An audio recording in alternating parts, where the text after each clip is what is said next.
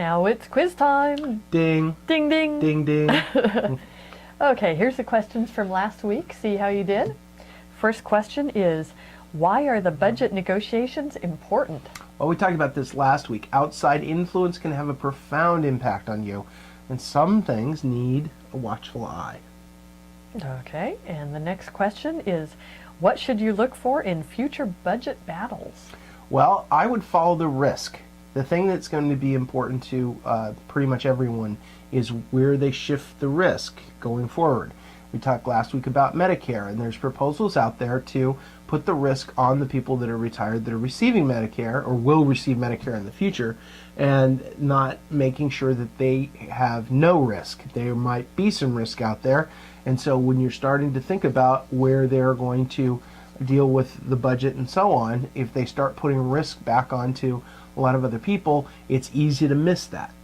Then the seniors are going to have to pay a little bit extra and, Well, or who knows how much save they more can and pay. be ready. Yeah, the price escalation would now be if that plan goes through. If I understand it correctly, and the plan goes through, the price escalation of services, medical services, wouldn't be on the government anymore. It would now be on the people. Yeah, they have their set price. They have and a then set price, and you rest. pay the rest. Yeah, so watch the risk when you talk about new future budget battles. That's the thing you'll need to pay attention to more than anything else. And the next question is, what beliefs do you hold on to in the face of contradictory evidence? Well, this is easy for me. My best belief is that I can be a better golfer. And I have You think? Yeah, exactly. So, and there is no evidence to support that conclusion. In fact, all evidence is to the contrary. So I doubt my golf game will ever improve, but I hold on to the belief that it could, and despite all the contradictory evidence that is out there. So, well, How does this apply to others? yeah, exactly. I'm sorry. Wait, Well, trust me, your golf not game, to your golf game. Your golf game isn't getting better anyway. So you're any better than mine. It's a really hard game. So anyway, the other things would be like, can I retire? Can I retire easily without taking a lot of risk, or without increasing my savings? Can I get rich quick without taking any risk? Anytime you say to yourself, "Oh, that doesn't apply to me," well, you should be questioning your beliefs. Housing will never go down. Oh, sure, right. Housing will never go down. Well, you know, there's evidence. Until it does. Well, there's evidence that says that's not true. The government will all be solvent. Well, ask anybody in Greece. That's not always true either. So, you know, whatever you think is guaranteed, there's contradictory evidence to support you that belief not being true. So look for it.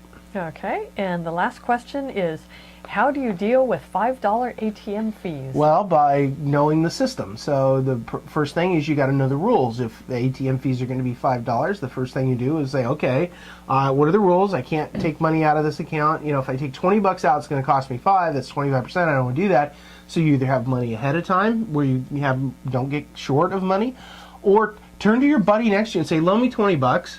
And I'll pay you back, you know, tomorrow, the next day, or whenever I get to the bank. Because $5 at the ATM fees, that's crazy, a loss of money. It can really add up fast if you're taking out $20 at a time, or other small amounts. Yeah, so the way to deal with fees like that is we can't change the rules, so we have to know the rules and then play the game as best we can.